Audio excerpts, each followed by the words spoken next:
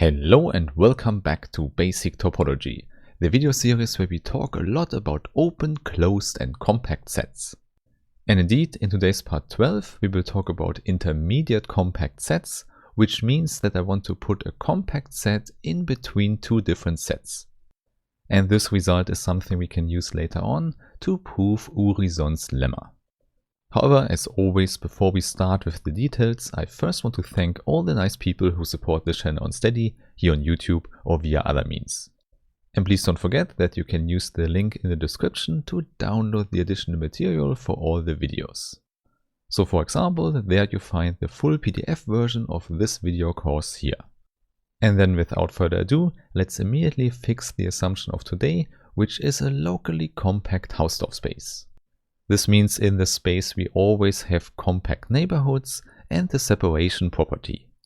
And why these two properties are important, you will see later in the proof of the statement.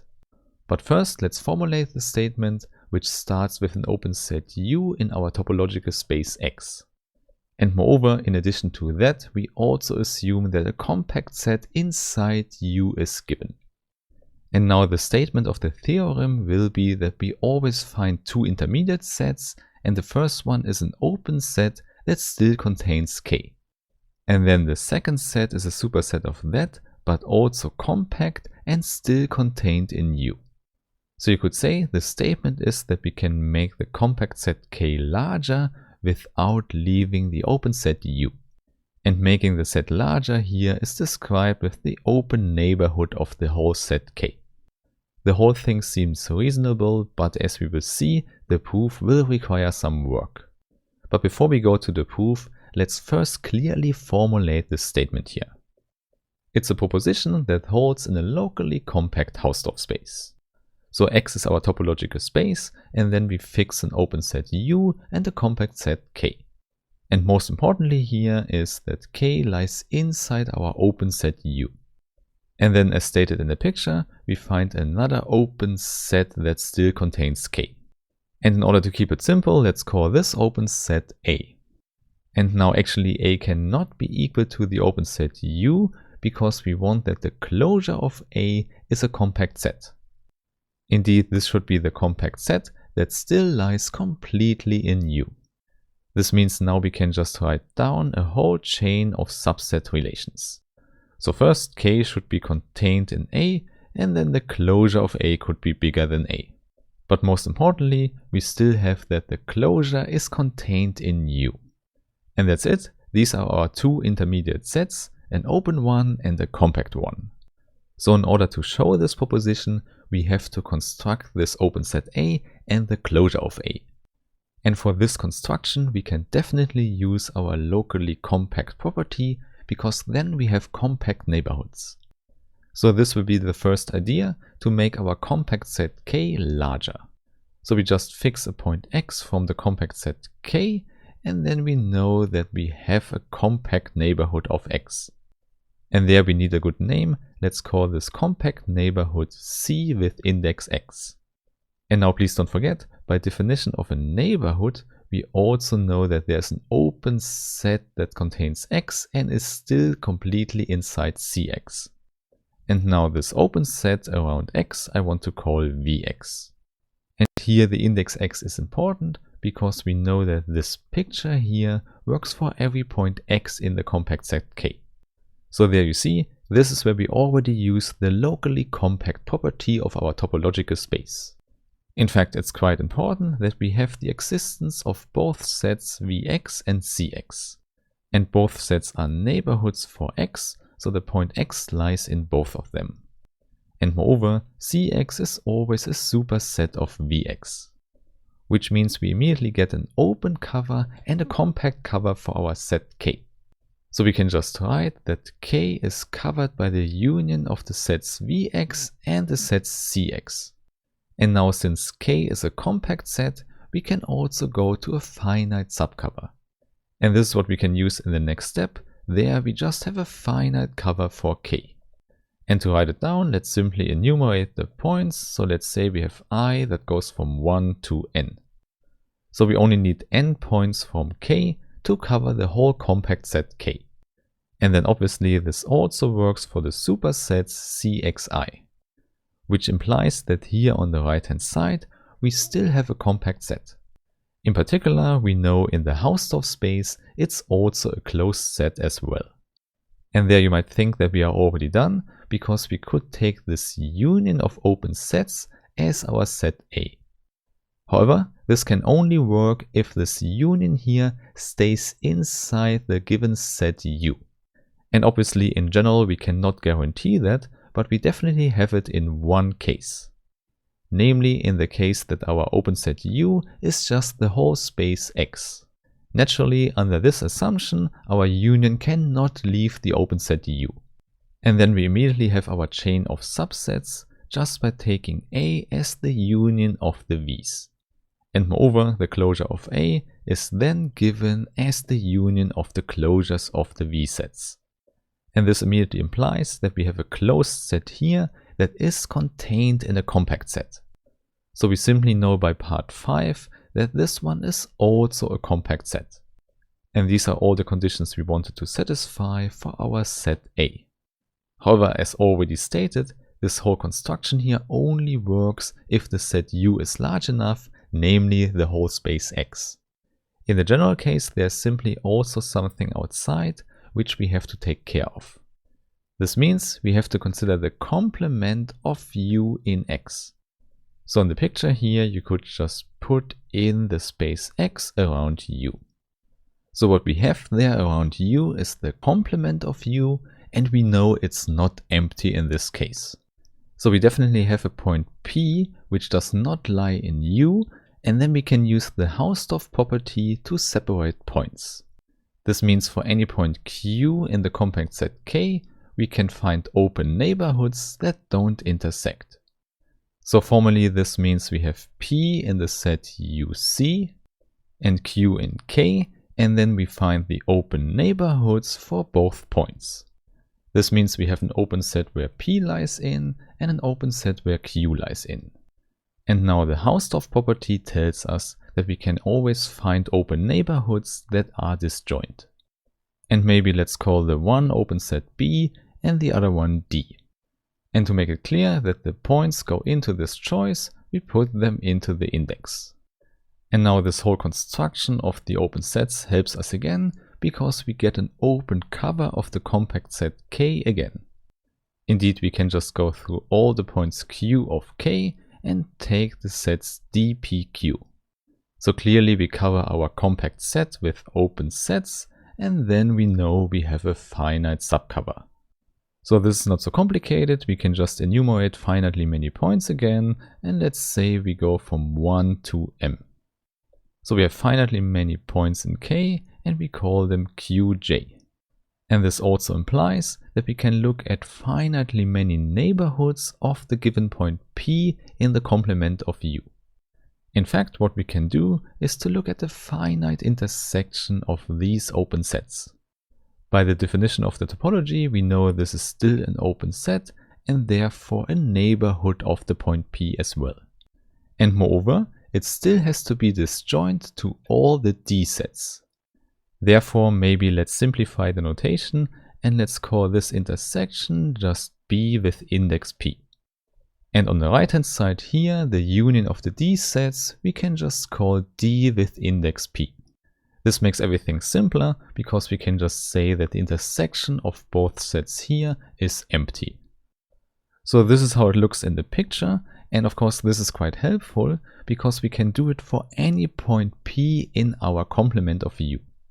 So in some sense you could say that the Hausdorff property extends to a compact set K. Indeed, for any point P we find an open neighborhood, and we find a whole open neighborhood for the set K such that both sets are still disjoint. So let's quickly formulate it as a fact. For any point P we find disjoint open sets and we call them BP and DP.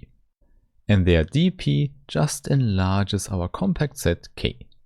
And obviously the important part here is that these two neighborhoods are disjoint. And now clearly we can also go to the closure of the set DP, and then we know by the disjoint property that P cannot lie in the closure of DP. So you can say that P has a safe distance from the closure of dP. However, this does not mean that dP has no intersection with UC. In fact, even in our sketch before, we see that dP goes over the set U. Therefore, if we look at the closure of dP, what we get out of this intersection is a closed set that might not be empty. Okay, and now I want to combine this closed set with the covering we had before for our compact set K. So there, please recall, there we had the compact neighborhoods called CXI.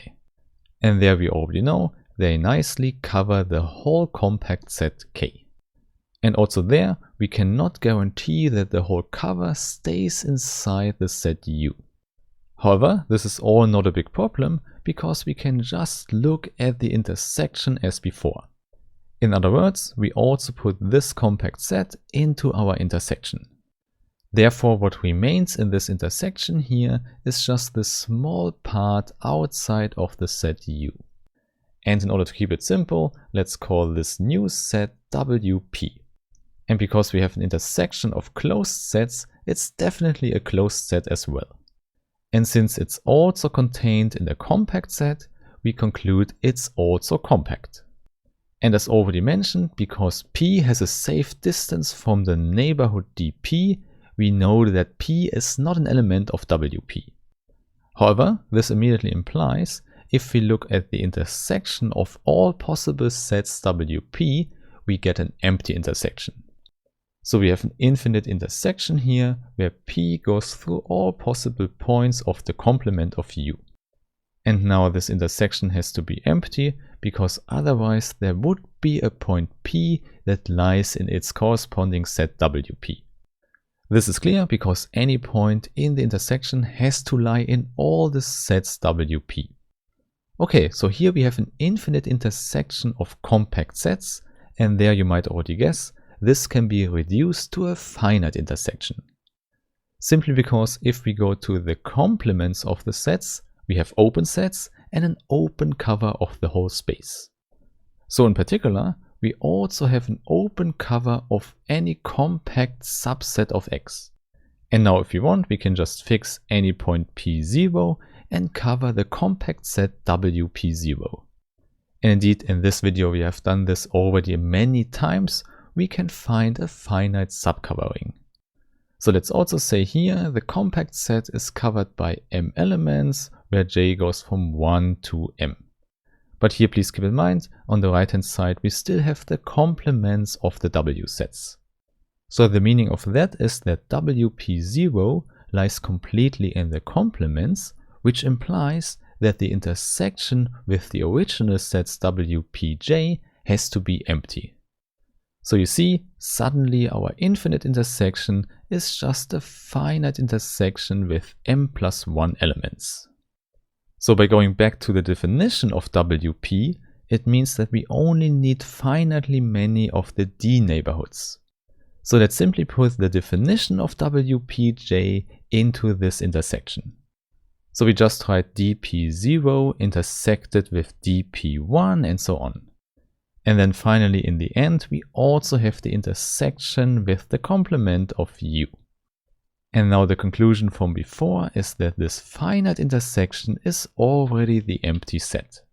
Hence we can just split this set up into two parts, and then the left hand side has no intersection with the complement of U. In other words, this is exactly what we want. We have a set that lies completely in the set U. Moreover, it's an intersection of closed sets, so the result is also a closed set. And since this closed set lies inside a compact set, we also know it's a compact set as well. And there we have it. This is one part we wanted, and now we can finally define the set A. However, please recall, the set A has to be an open set, so we have to change the sets from above a little bit. So first, instead of the compact set CXI, we can use our open neighborhoods we called VXI. And on the other hand, we don't need to use the closures of our neighborhoods because we can just use the open neighborhoods themselves. So we have a finite combination of open sets here, so the result is definitely also an open set. Moreover, we also know that every part in the intersection here is a superset of our compact set K. Therefore, K is contained in the set A as we want to have it. And therefore the only thing missing is that the closure of A is also compact and lies completely in our open set U. However, there it's easy to check that we can pull the closure to the parts of the intersection and we get a superset. This is a general result and good enough for us because we don't need the equality here. Simply because we know that this set here with the closures is contained in this closed compact set. This means it's also compact and it has no intersection with the complement of U. This means this is the compact set that we want that lies completely in our open set U. And that's it. This is the whole construction of our two intermediate sets. The one is the open set that extends our compact set K, and the other one is the compact set that still lies in our open set U. So now we have proven this nice result, and what we can do with that I show you in the next videos. So I really hope I meet you there again, and have a nice day. Bye bye.